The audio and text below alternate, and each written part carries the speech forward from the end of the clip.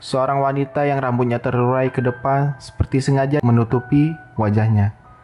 Hanya kain putih yang dikenakannya. Apa itu? Ucapku dalam hati. Bodoh amat lah. Mau apa itu nggak peduli. Sosok itu hanya diam di ujung jurang dekat kawah yang mati di gunung ini. Diam di kejauhan.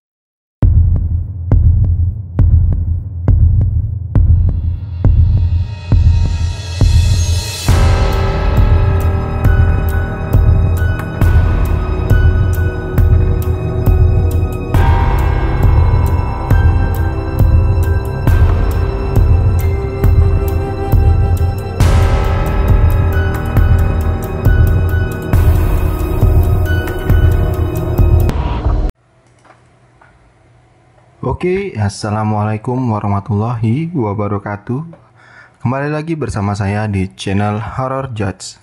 Oke, kali ini kita akan membahas kembali tentang cerita horor yang terjadi di sebuah gunung. Kali ini sama dengan video gunung pertama ya, di Gunung Merbabu. Oke, tapi kali ini di cerita ini atau di thread ini ya, diberi judul sosok wanita penunggu merbabu ya. Oke. Seperti biasa, sebelum kita lanjut ke videonya, alangkah baiknya kalian bantu support channel ini dengan cara mensubscribe agar channel ini lebih berkembang dan banyak memberikan cerita yang menyeramkan untuk kalian semua. Oke. Saya hitung sampai 3. 1, 2, dan 3. Oke. Terima kasih untuk yang sudah subscribe. Oke, langsung aja kita lanjut ke videonya. Oke, di sini untuk thread ini dipost oleh @inipen dan diberi nama sosok wanita penunggu merbabu. Oke. Cerita ini telah di-retweet sebanyak 135 dan disukai sebanyak 343. Oke, langsung aja kita mulai. Sekitar 8 tahun yang lalu, cerita ini terjadi. Cerita ini merupakan pengalaman pendakian saya mengarungi hutan merbabu di sisi barat. Nama pada cerita ini saya samarkan kecuali saya dan teman saya sebagai narasumber kedua. Di sini dia cantumin @topam26. Waktu itu kami melakukan pendakian berempat orang. Saya sendiri yang sering dipanggil Ivan, Anton, Menyu, di sini kakak Anton, dan satu lagi Kotes. Oke, kita mulai cerita ini. Bismillah. Cerita ini dimulai ketika kami berempat sedang asik nongkrong dan tercetus ide dari Mas Menyu. Oh, di sini dia pakai bahasa Jawa, tapi aku langsung baca artinya aja. Bro, ayo naik merbabu besok, Jumat. Ucap Menyu mengajak kami bertiga. Ya, memang Mas Menyu ini adalah pendaki senior ketimbang aku dan Anton. Sedangkan Kotes belum pernah mendaki sama sekali. Aku dan Anton langsung saja menyetujui ajakan Mas Menyu.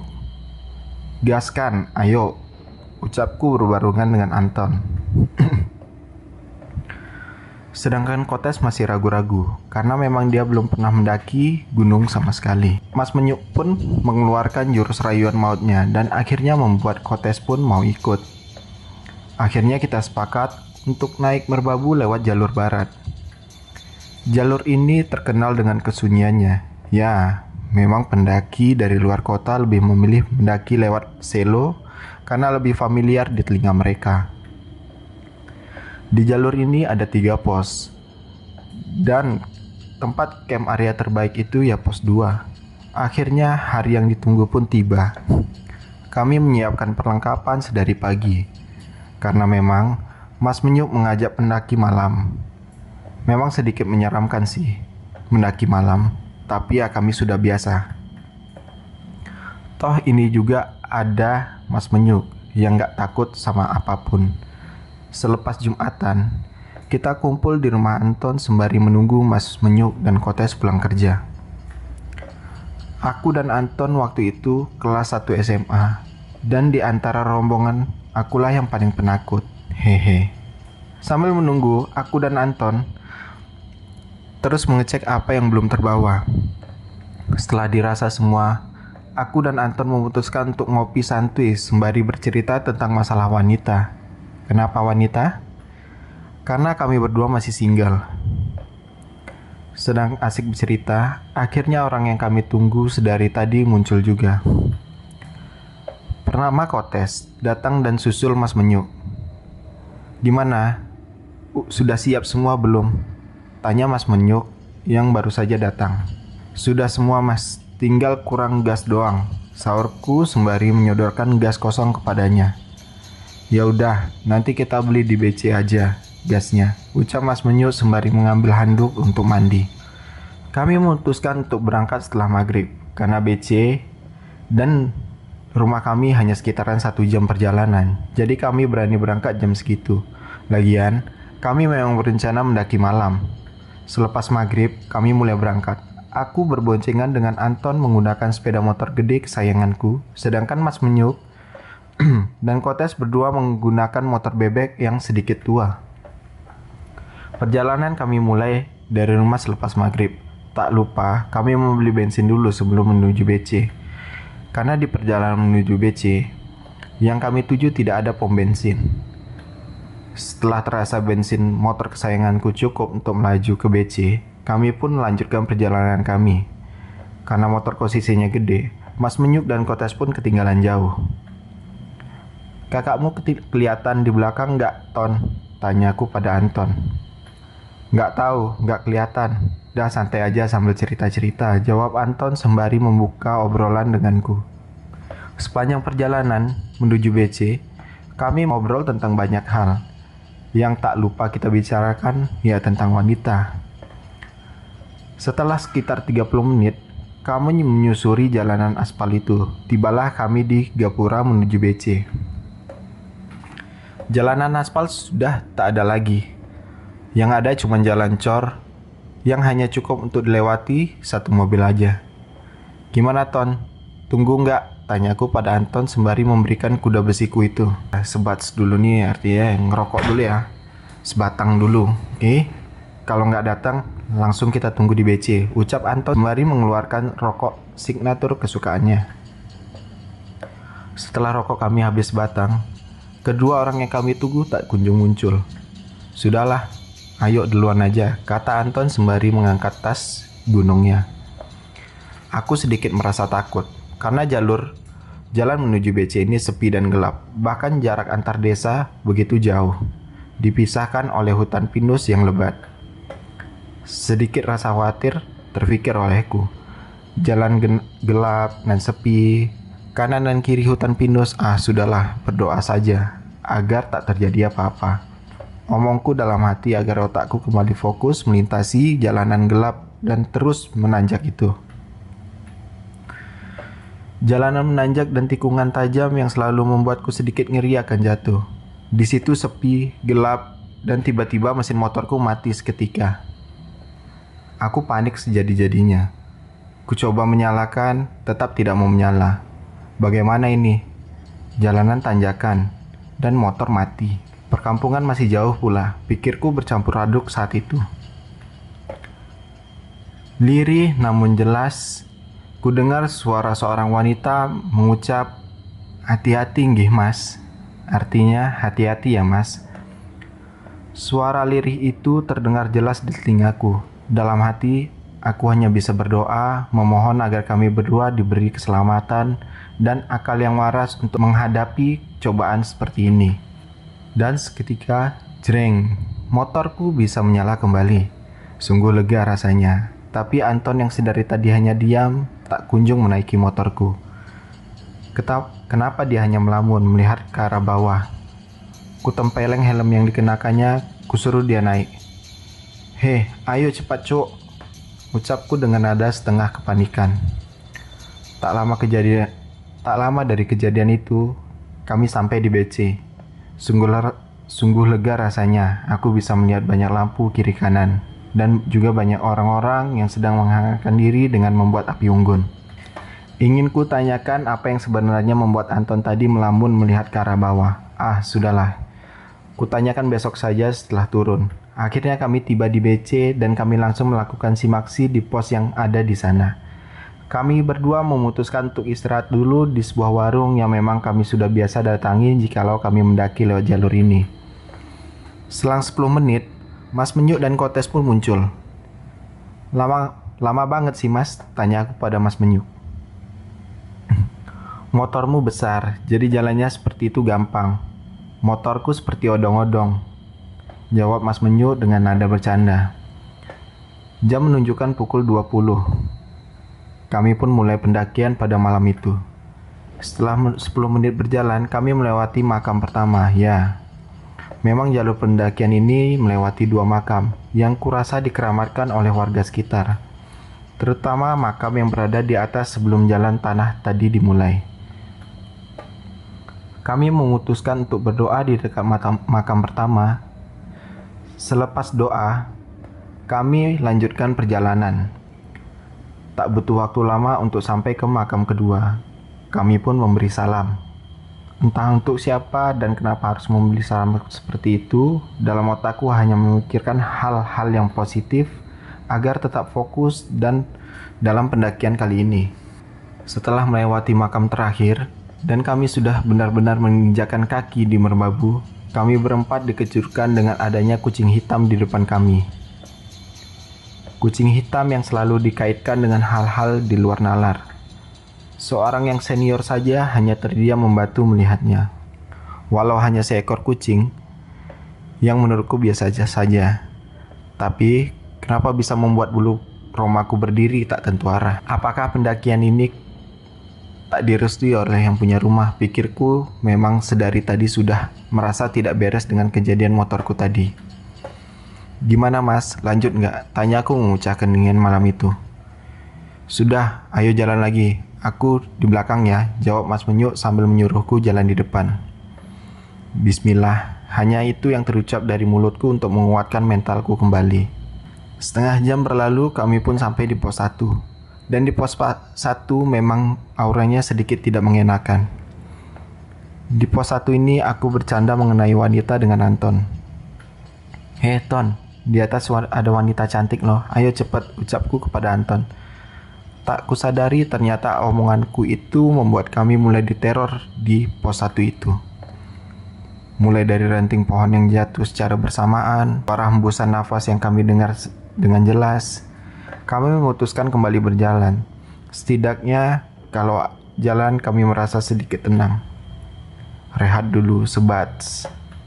Tak lama berjalan, kulihat dari kejauhan ada yang duduk diam berpakaian serba putih, duduk di dekat sebatang pohon yang sudah ambruk sedari lama. Apa itu, gumamku dalam hati. Ku beranikan diri untuk mengarahkan senterku pada sosok itu. Tapi ternyata keberanianku benar-benar menciut. Setelah sosok itu terkena sinar senterku, seorang wanita, dia membatu dengan rambut terurai lebat, tanpa terlihat raut wajah seperti apa. Aku yang mentalnya sudah down, sedari tadi dibuat lemas oleh sosok itu. Aku hanya berusaha mengalihkan pandanganku dan pikiranku. Apa itu? Hah? Aku melakukan kesalahan yang membuat mereka tidak senang. Tapi apa kesalahanku? Otakku dibuat bekerja keras memikirkan apa sebenarnya yang menimpaku di pendakian ini. Ku baca doa yang kuhafal, ku kuatkan kembali mentalku ini, kulihat kembali ke belakang. Hilang. Entah kemana sosok itu pergi. Kembali dan kembali aku kuatkan mental yang mulai melemah ini. Otakku memikirkan hal di luar nalarku. Ku coba terus untuk menguatkan mental dan otakku ini. Mas, aku jalan di tengah ya, ucapku. Yang sudah pucat karena sosok tadi. Perjalanan kami lanjutkan. Kami tak bertemu sama sekali pendaki yang lain yang sedang naik. Padahal parkiran penuh. Apa mereka sudah berada di pos 2? Ucapku agar hati ini kembali tenang. Lama kami berjalan, tak ada sedikit pun gangguan yang kurasa. Kulihat pipa-pipa yang memang sudah dibuat warga sekitar untuk mengalirkan air dari atas ke bawah perkampungan. Lega rasanya karena sebentar lagi pos 2. Hatiku terasa tenang kembali, mentalku sudah siap kembali seperti sedia kala. Dari kejauhan cahaya-cahaya kehidupan terlihat. Banyak kulihat tenda-tenda berdiri di lahan yang dijadikan camp area itu. Pos 2 akhirnya, ucapku dalam hati. Dibarengi dengan senyuman yang kembali keluar dari mulutku. Kami bergesa mendirikan tenda perang kami. Anton pun tak kalah cekatan dengan mulai memasak air untuk menyeduh kopi. Kulihat raut wajah Kotes pucat sekali. Kenapa dia? Gumamku dalam hati. Setelah semua beres, kami pun mulai masuk tenda dan mulai meminum kopi yang sudah jadi. Oh iya, kami tiba di pos 2 sekitar pukul 11 malam. Kopi mulai habis dan dingin. Satu persatu mata kami mulai terasa lelah. Satu persatu dari kami pun mulai tertidur. Ku coba memejamkan mata ini yang sudah sedari tadi lelah. Lega rasanya aku dapat tertidur, walau hanya 1 jam saja. Aku terbangun karena terasa ingin kencing. Kubuka pintu tenda, lega sekali masih ramai oleh pendaki yang bersiap untuk melanjutkan perjalanan ke puncak. Setelah selesai, aku kembali ke tenda dan membangunkan mereka bertiga. Hei, bangun. Sudah jam 2. Mau pada ke puncak enggak? Mereka akhirnya terbangun dan mimpi indah mereka, atau sebenarnya mimpi buruk. Tidak usah kupikirkan. Van, kamu kok nggak siap-siap? Nggak mau ke puncak apa? Tanya Mas Menyuk sambil melihatku hanya diam di dalam tenda. Nggak Mas, aku di sini aja. Langitnya udah seperti itu kok. Ucapku memang sudah melihat langit yang sedikit menghitam. Dalam hatiku, aku tak ingin kembali melangkah ke dalam hutan yang penuh dengan kengerian itu. Aku tak berani lagi. Mentalku ini sudah tidak kuat menyaksikan apa yang terjadi sewaktu perjalanan tadi. Di sini dikarenakan aku tidak ikut melanjutkan perjalanan ke puncak kedua, aku menjadi Anton sebagai narasumber keduaku. Oh, berarti di sini dia mulai apa lagi ya? Menginterogasi Anton untuk dijadikan narasumber kedua karena dia nggak ikut ya di pendakian dari pos 2 ke puncak ini ya. Oke. Langit yang menghitam tak melemahkan tekadku untuk menuju puncak tertinggi di gunung ini. Sebelum melanjutkan ke puncak, kami bertiga mengisi air terlebih dahulu di pos 2 yang memang udah ada sumber air yang sering kami gunakan untuk mengisi air dan para pendaki lainnya. Wah, kesempatan nih, cewek tuh loh, ucap Mas Menyuk yang memang pintar memainkan lidah di depan para wanita. Rombongan di depanku disapanya. Ternyata mereka juga mau ke puncak. Tak basa-basi lagi, kakakku ini langsung menawarkan untuk ke puncak bareng-bareng. Ya sudahlah, lumayan ada tambahan teman ke puncak, jadi nggak bosan-bosan amat lihat cowok mulu. Kami bertiga ditambah 5 orang rombongan wanita itu akhirnya berbarengan ke puncak. Sepanjang jalan aku merasa seperti ada yang mengawasi. Dan benar saja, setelah lumayan jauh dari pos 2, aku dikejutkan dengan suara nafas di telingaku. Apa itu? Kulihat sekeliling tak ada apa-apa. Terus tadi apa? Sudahlah bodo amat. Paling juga halu. Tak tahu kenapa, selalu ada yang menyuruhku melihat ke belakang. Tapi apa dan siapa di belakangku? Sesekali kulihat ke arah belakang, tak ada apapun. Hanya jalan hutan, pegunungan yang dipenuhi dengan edelweiss. Tepat sebelum azan subuh berkumandang, aku benar-benar dibuat kaget oleh sosok yang sama seperti saat motor kami mogok. Disinilah ternyata waktu itu Anton melamun, dia melihat sosok ini. Oh, berarti di sini pas dia ngelamun pas motornya mogok itu dia ngelihat sosok ini gitu. Oke. Seorang wanita yang rambutnya terurai ke depan seperti sengaja menutupi wajahnya. Hanya kain putih yang dikenakannya. Apa itu? Ucapku dalam hati. Bodoh amat lah. Mau apa itu nggak peduli. Sosok itu hanya diam di ujung jurang dekat kawah yang mati di gunung ini. Diam di kejauhan, tak bergerak sama sekali, seakan memberitahu kalau dialah sang petunggu di sana. Aku mulai meminta maaf kepada apapun dan siapapun yang terasa terganggu oleh kehadiranku di gunung itu. Semakin kutinggalkan sosok itu dan tak kupedulikan lagi, hanya puncak yang kupikirkan sekarang. Terdengar sebuah bisikan di telinga kananku. Hati-hati, Sontak aku langsung melihat sekitar, memang tak ada siapapun. Rombonganku sudah berada jauh di depan dan aku paling belakang. Suara apa tadi? Masih terbayang jelas suara wanita yang mengucap hati-hati di telingaku barusan. Terus terngiang di pikiranku, apa yang terjadi di depan sana? Pikirku bertanya, maksud dari suara itu. Akhirnya, kami sampai di puncak Sarif. Dan tiba-tiba awan berubah menjadi mendung. Awan mendung yang begitu pekat meneteskan rintik air hujan yang kelama-lamaan berubah menjadi hujan deras.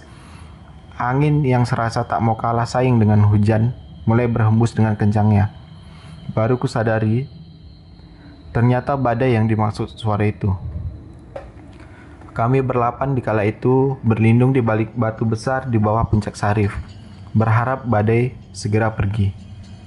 Jam sudah menunjukkan jam 7 dan badai pun sudah reda. Kami memutuskan untuk tidak melanjutkan ke puncak tertinggi dan memutuskan untuk turun kembali ke pos 2 karena badan kami yang basah terkena hujan badai yang sedari tadi menghantam kami. Kami pun turun dan tak lupa mengabadikan momen saat itu. Hanya sebuah foto. Foto yang sampai saat ini menjadi bukti bahwa sosok wanita itu benar ada. Foto di mana dia melihatkan sosoknya kepada kami, yang baru kami sadari saat sudah berada di rumah. Ini yang foto saya ambil tanpa ada editan sedikit pun. Tak tahu itu nyata atau tidak, tapi aku mengambil foto ini. Tak ada seorang pun berada di bawah sana. Oke, kita lihat fotonya. Oh, di sini ya. Berarti ini sosok putih itu ya. Kita juga nggak tahu ini apa. Tapi kalau dilihat memang seperti sosok wanita gitu ya. Oke.